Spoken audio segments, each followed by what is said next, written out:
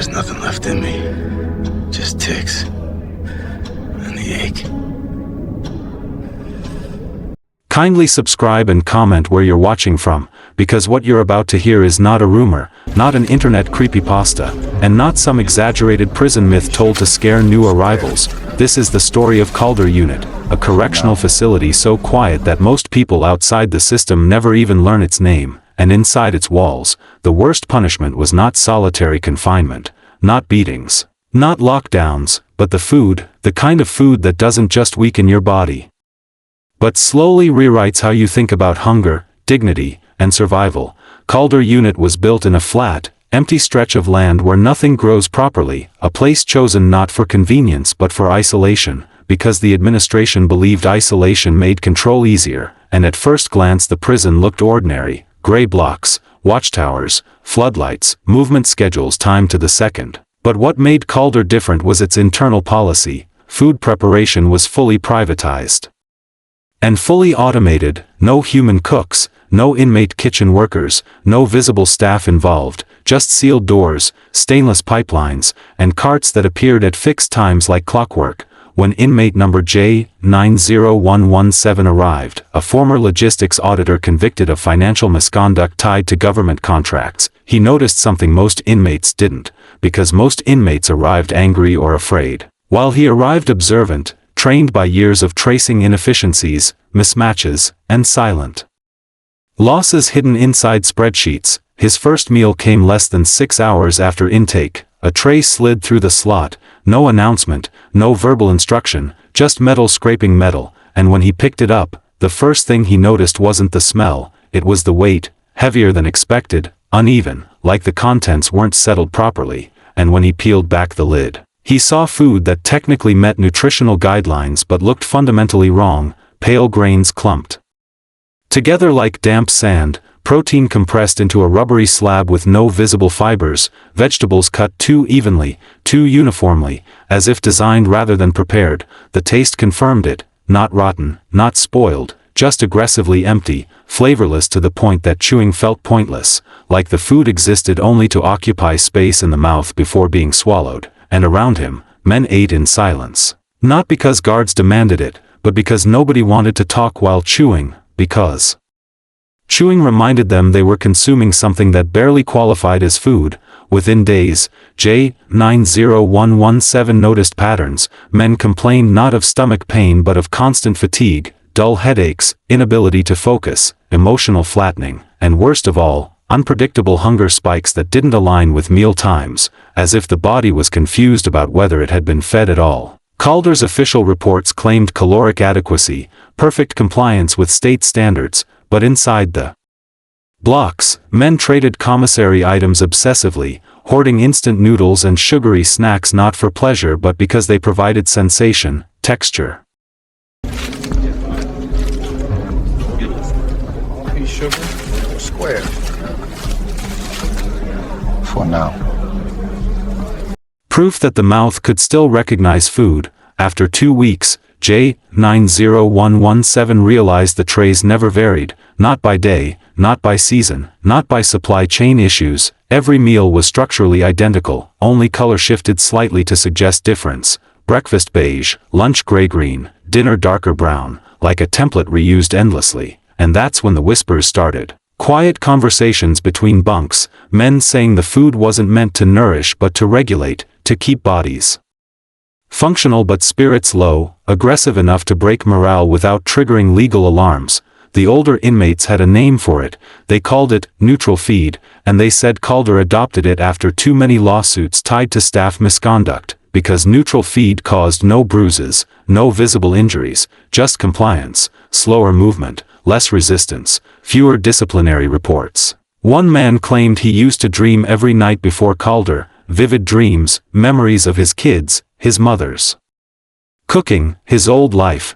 But after 3 months on neutral feed, the dreams stopped entirely, replaced by blank sleep. And when J90117 heard that, something clicked, because he understood systems, and systems rarely do just one thing. They optimized toward multiple outcomes, and Calder's food wasn't just cheap or bad, it was engineered for predictability. As weeks turned into months, The prison became eerily calm, fights dropped, arguments faded, men stopped requesting grievance forms, not because conditions improved, but because caring required energy. The food slowly drained, and guards noticed it too. Their posture relaxed, their tone softened, not out of kindness, but because controlling hungry, exhausted men required less effort than managing angry ones.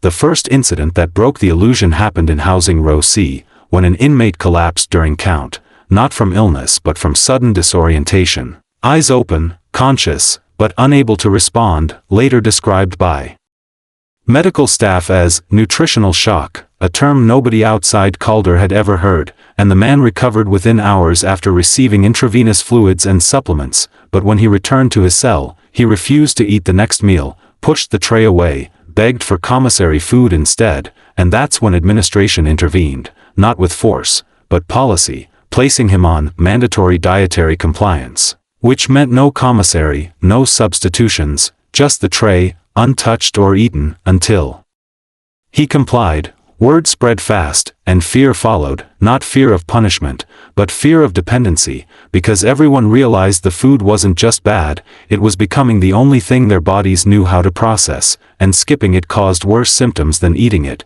J90117 began documenting changes in himself, slower reaction times, difficulty recalling numbers he once handled effortlessly, emotional numbness punctuated by sudden irritation, and he understood then that Calder's neutral feed was not accidental. It was the prison's quiet answer to overcrowding, violence, and lawsuits, a chemical compromise designed to produce manageable inmates without visible abuse. The fantastic part wasn't that such food existed, but that it worked so well, and that nobody outside noticed, because on paper, Calder was a success story, a low-incident facility praised for efficiency, and inside, men slowly forgot what real hunger felt like, replaced by a constant dull craving they couldn't satisfy, no matter how much they ate.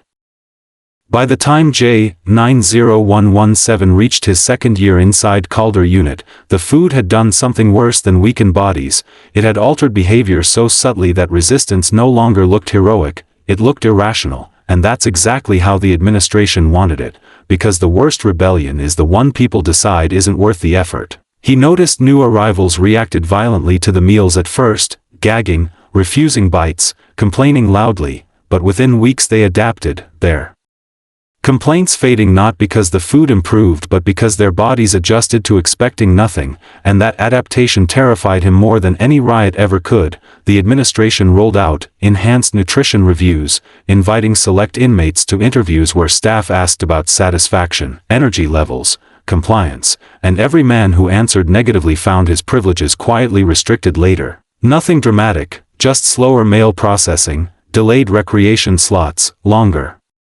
waits for medical, 1,000 tiny inconveniences that taught the same lesson. Don't complain about the food.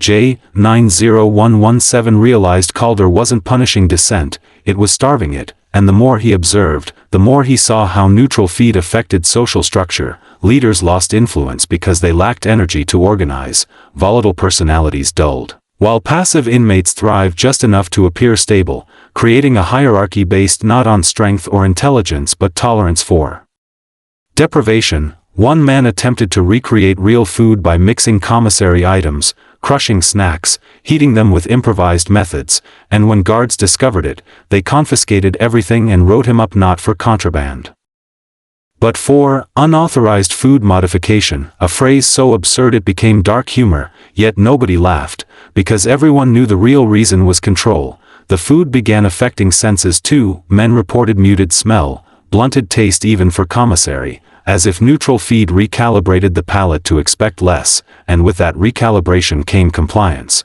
because desire itself became harder to sustain. J90117 finally saw behind the curtain during a maintenance shutdown, when water pressure dropped and neutral feed production halted for 12 hours, forcing the prison to serve emergency rations sourced externally, basic but real food, and the reaction was immediate and chaotic. Men grew restless, emotional, talkative, some cried, some argued, guards struggled to maintain order, and within hours the administration restored neutral feed, citing security concerns, proving without words that they knew exactly what they were doing. Afterward, several inmates were moved to segregation for behavioral instability, though the instability only appeared when real food returned, and that confirmed the truth. Calder wasn't feeding inmates to sustain them, it was feeding them to pacify them. J90117 began quietly spreading awareness, not by telling people to riot, but by explaining what was happening in simple terms, that the food reduced reaction, that numbness wasn't peace, that exhaustion wasn't safety, and a few men listened, but most shrugged, because resistance requires fuel, and Calder had perfected a system that denied it. The fantastic horror of the story isn't monsters or conspiracies, it's how easily people adapt to degradation when it's gradual and legal, how bodies recalibrate, how minds rationalize, how survival instincts override dignity, and by the time outside oversight finally investigated Calder years later, the reports focused on procurement contracts and cost efficiency, missing the deeper damage entirely, because there were no bruises to photograph, no screams to record, just thousands of men eating food that slowly erased urgency, ambition, and resistance.